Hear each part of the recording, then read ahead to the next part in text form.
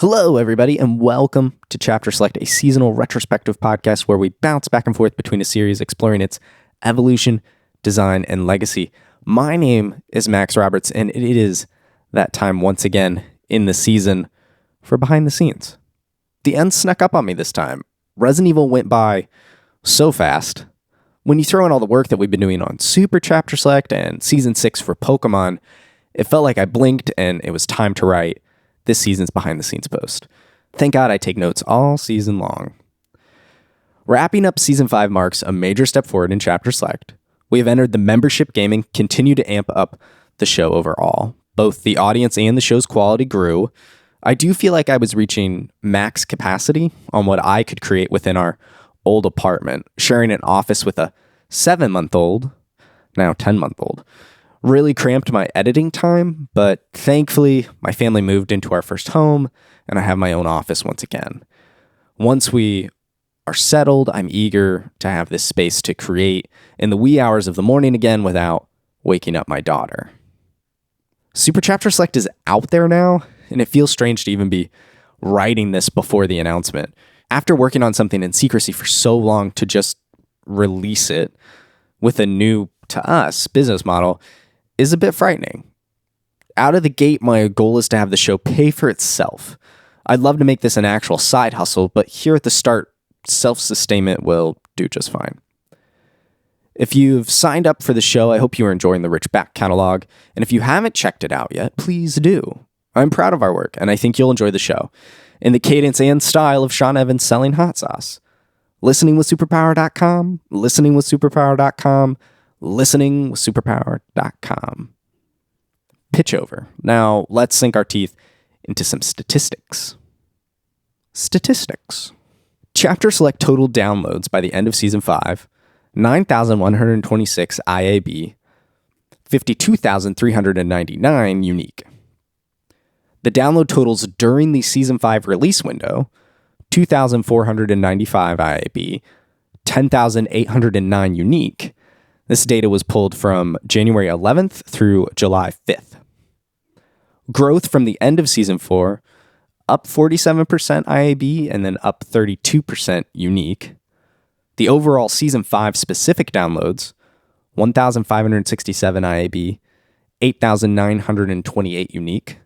The top episodes for Season 5, Resident Evil 4, Season 5, Episode 5, 185 IAB. And then Season 5, Episode 3, Resident Evil 0, with 1,280 unique. And then the total number of Twitter followers by the end of Season 5 was 31. I've got some new statistics for you this time around. These shiny stats focus on the growth during Season 5's release window. From mid-January to the end of June, the show saw 2.5K, 10.8K downloads, over half of those being Resident Evil specific episodes. I love seeing this. To me, I see this performance as the audience resonating with the new season while the back catalog remains engaging and of interest.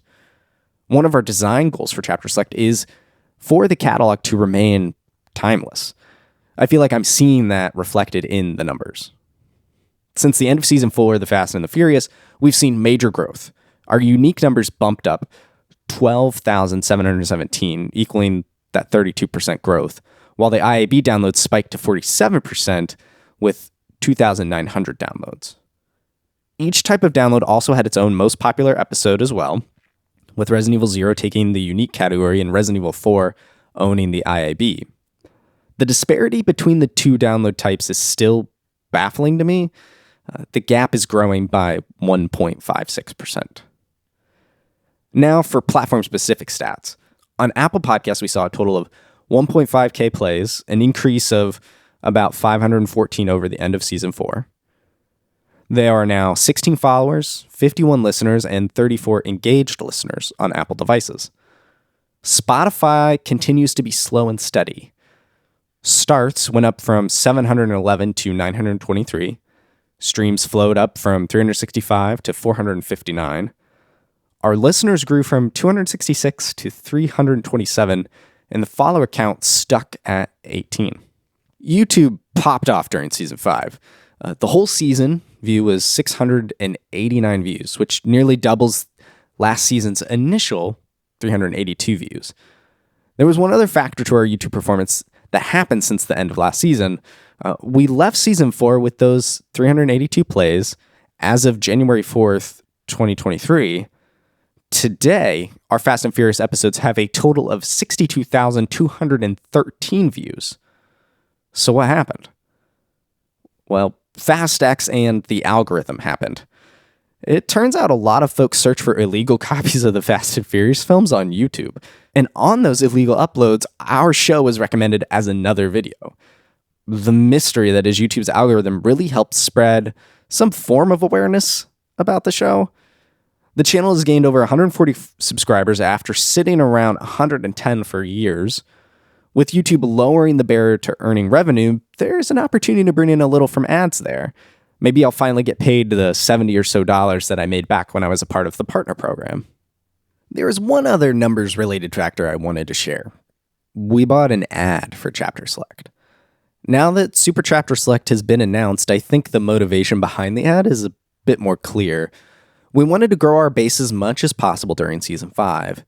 With the release of Resident Evil 4 Remake on the horizon, we thought an ad would help grow the audience. Here's how that process went and performed. We bought our ad on Relay FM's Remaster podcast, specifically episode 114, Game of the Year 2022.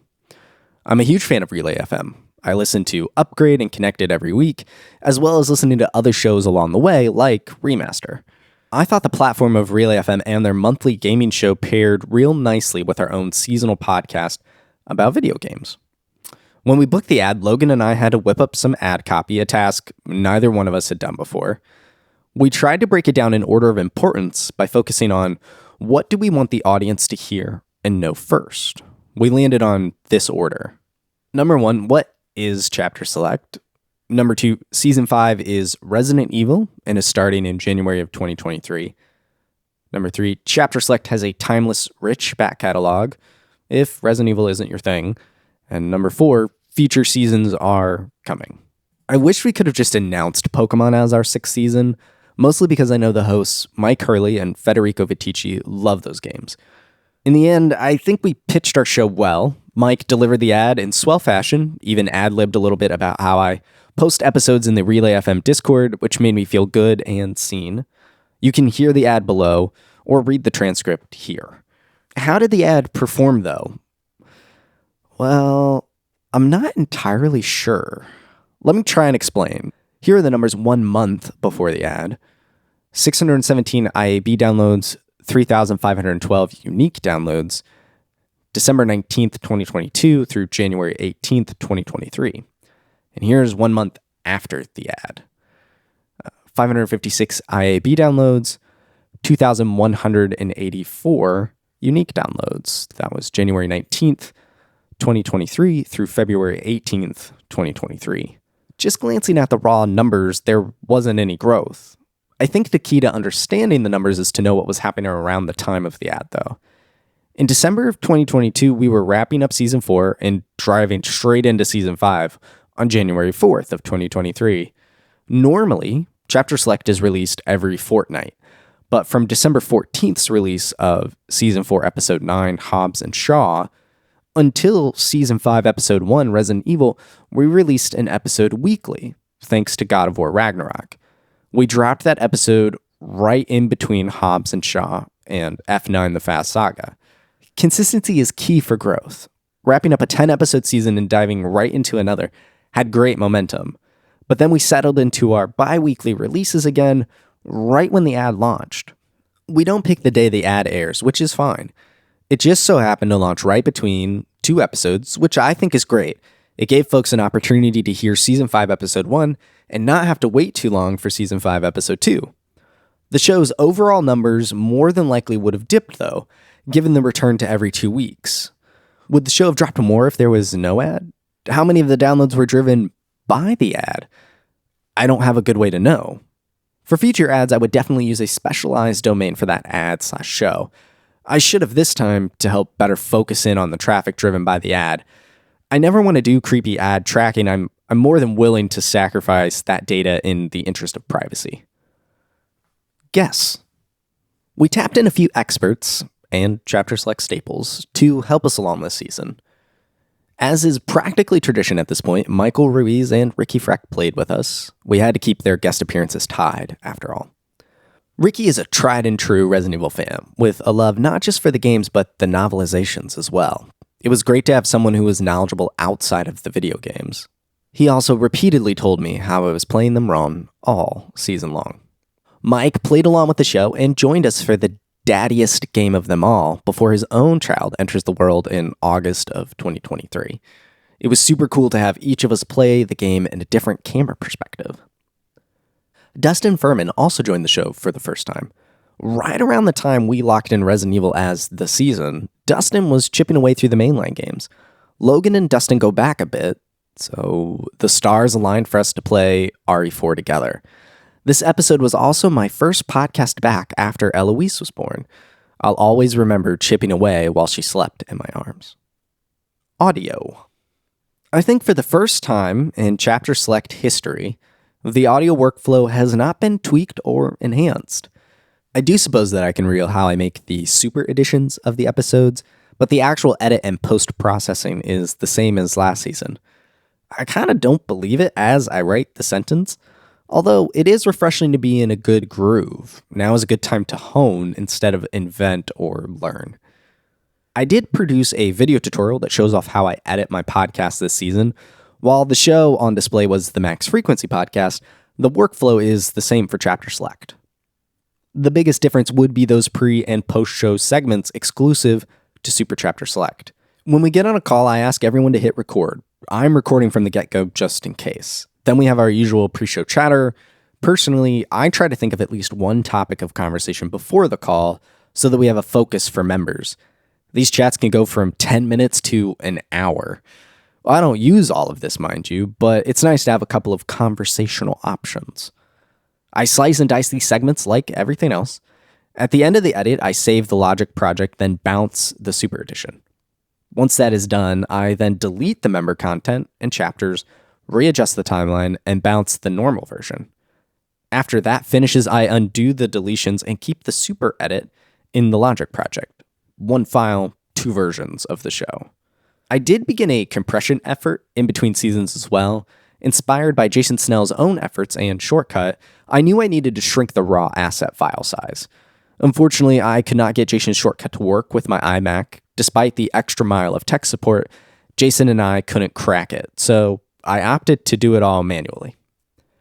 I copied the entire episode folder to my CS Archive external drive, and then begin converting and compressing. I use Permute 3 to swap the WAV files, Logan, guest, raw audio, and then the final two edits, to FLAC. I lose the chapter markers from the final waves, but the Logic file has them should I need them back. I compress the Logic project into a zip. All of this, plus the pruning of redundant audio tracks, cuts my folder size by over half. I can now digitally hoard raw files for much, much longer. Thank you, Jason. My biggest effort this season was transcription. I have wanted to offer transcripts for years, but the cost has always been too high for just me to cover. Then, Google announced that the Pixel 7's Recorder app could tag speakers and transcribe live, on-device audio. I saw this as an affordable means to get what I had wanted for so long, so I traded in the old iPhone XS Max and bought a Pixel 7. Here at the end of Season 5, I don't own that Pixel 7 anymore. I whip up my transcripts using my iMac now. Let me take you on my transcription journey of the last 5 months. While waiting for the speaker tag update for the Pixel 7, I wanted to get a jump start on the transcriptions. I re-downloaded Descript, which is a sort of text editor for audio. I heard of Descript and its wizardry a long time ago from Merlin Mann. The app always struck me as cool, but once again, too expensive for little old me. To get that jumpstart, though, I bought $15 worth of transcription time, which let me capture 2 or 3 episodes worth of words. Descript is fast. By far the fastest machine-powered transcription I've tested. You can even pony up a little extra to have it transcribed by a human like the days of yore. That would obviously take time, though. Descript also identifies speakers and labels them. It misses the beginning and end of sentences between speakers. At least it did when I tested it in 2022. This could be tweaked with software upgrades, and heck, maybe it has been. While Descript is neat and powerful, my editing workflow is not in line with their pitch at all. I'd be paying for software and overhead that I'd never use. Enter the Pixel 7 with its speaker tag update. I tried sideloading the update at first, but was met with failure. After the official update, I got to transcribing. It took quite the daisy chain of cables, but I was able to directly feed the audio to the app. While a free solution, there were some gripes. Google does not let you tweak the speaker labels. It's speaker 1, 2, etc. This wouldn't be bad if the labels migrated to the Google Doc that the app produces, but they don't make the jump. I wouldn't mind this if the labels didn't exist at all, but since they are there, this feels like a swing and a miss on both sides. The other biggest downside is it runs in real time. The phone has to listen to the entire show to make the transcription. This demands my iMac to not produce any other sound while the podcast is playing, essentially locking up my computer to one task for 2-ish hours. And I can't automate the start and stop of the recording. I have to be present for both, or the phone will just keep recording dead air. Then David_Smith revamped his pod search tool. This is wildly cool to the fans of the index shows. I would love to have a tool like this for my own shows. But the main takeaway was learning about OpenAI's Whisper model. David's post sums the model up quite well. Quote, "Thankfully, since then, OpenAI has released Whisper, a powerful speech-to-text engine that I can run right on my Mac and results in transcripts that are shockingly good. They aren't quite at the level of human transcriber, but they get darn close in many instances, getting close to the level where you could use them to grab a pull quote with only a little bit of tidying up to do." End quote. After trying to futz with the C++ port that David mentioned, I had the genius idea to see if anyone had made a Mac app. Jordy Bruin came to my rescue with Mac Whisper. This app is everything I need for these machine transcriptions. I drag the audio files in and it churns away on them locally. I can save the transcripts as text files, spreadsheets, and even subtitle files. Apparently, you can add speaker labels now too. Mac Whisper has been the tool I've wanted for years. It's been an affordable tool to make accessible transcriptions without demanding too much of my time or resources. It's lean, focused, and powerful. I couldn't ask for a better tool. I thought this season's audio story would be straightforward, but then I moved across town and had to revamp my detached garage/office/game room.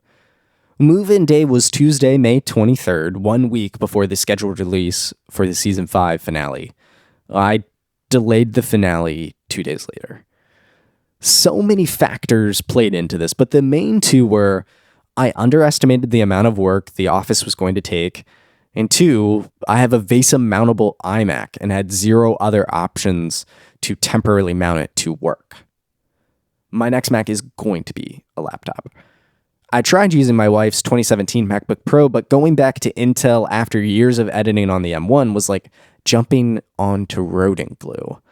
My method of hundreds of cuts being moved slightly resulted in a beach ball with every single edit. This was unsustainable for a 2-ish hour edit. I didn't get far before needing to just wait to get back to my iMac. Video.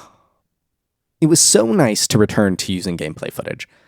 The edit is so much easier when it is all being played on one console and I can just capture a few hours at different points in the game.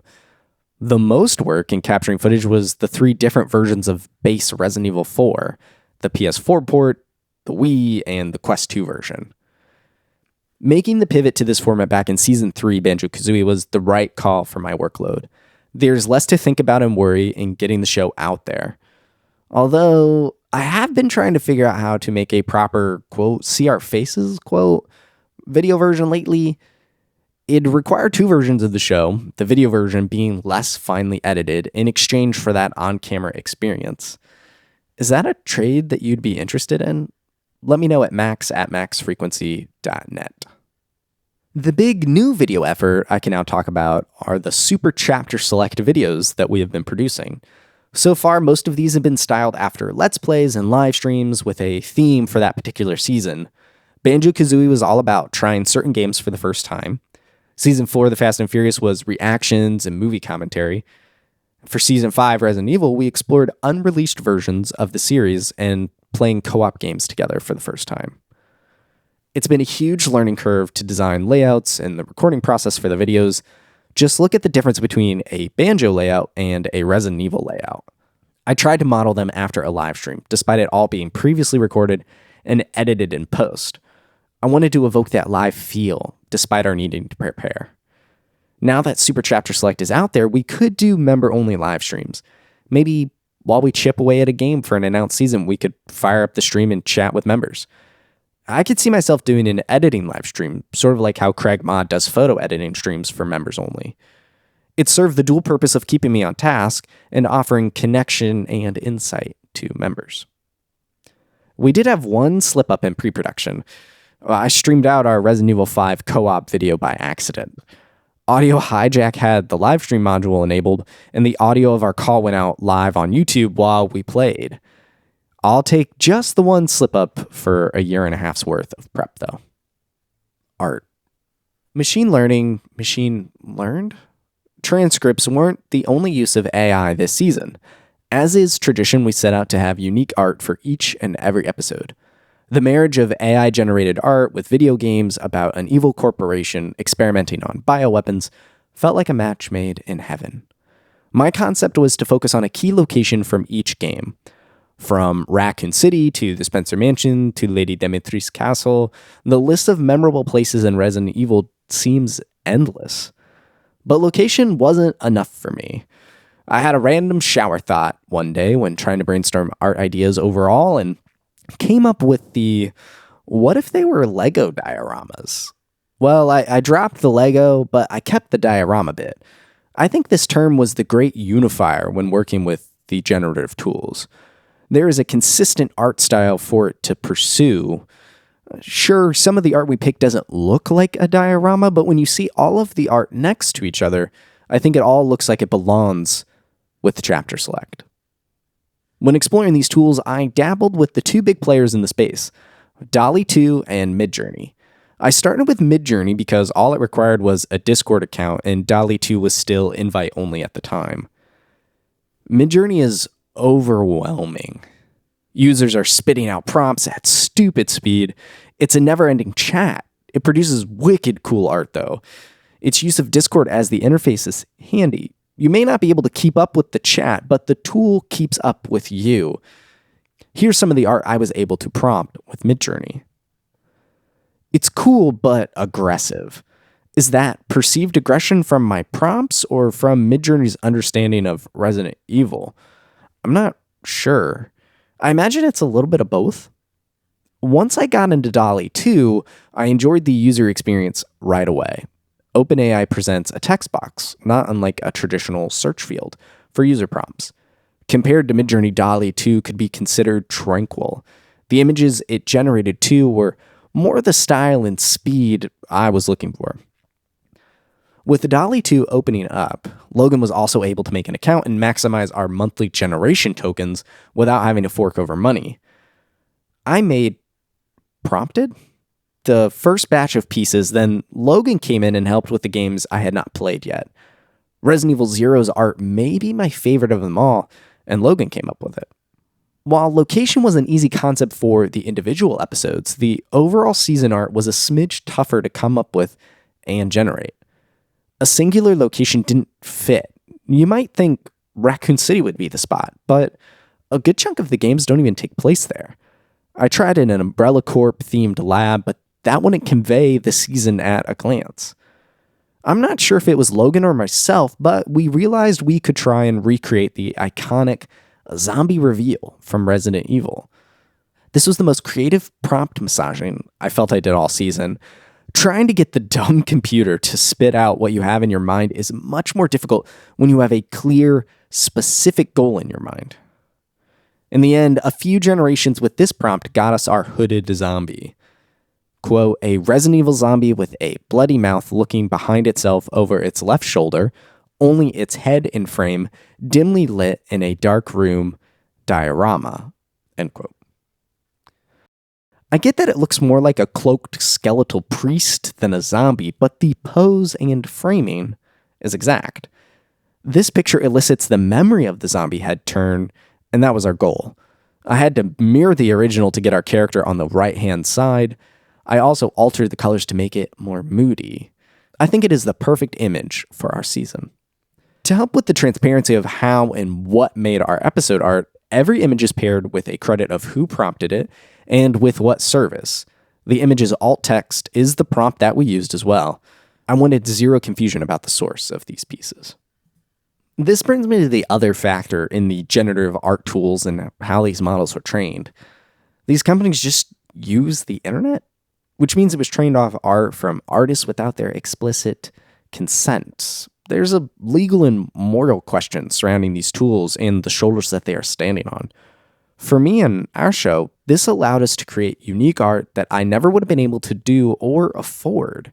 It was instrumental to the theme of the season. These issues are also why I wanted it to be clear as day how we made them. We are in some interesting, neat, and complicated times with our computers and this new wave of tools. Wrap up. Here, almost 2 months post the end of Season 5, I feel energized. So much planning has gone into these seasons, building Super Chapter Select and the next year of the show with Pokémon, Metroid Prime, and Castlevania. The weight of secrecy has been lifted. I am thrilled I finally played Resident Evil. I've gone from a complete novice to a fan over the course of the season.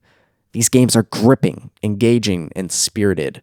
It is no wonder that the series has stayed around for so long. I cannot wait for Resident Evil 9. So much so that we have an exclusive Super Chapter Select episode discussing just that, coming very soon with special guests Ricky Freck and Michael Ruiz. The future is bright here at Max Frequency, and for Chapter Select, I am amped to start publishing Season 6 with Pokémon here in just a few weeks. You are all in for a treat. Chapter Select is a Max Frequency production. This episode was researched, produced, and edited by me, Max Roberts. Season 5 is hosted by Logan Moore and myself. Season 5 is all about Resident Evil. For more on this season, go to chapterselect.com/season 5. Follow the show at Chapter Select and check out previous seasons at chapterselect.com.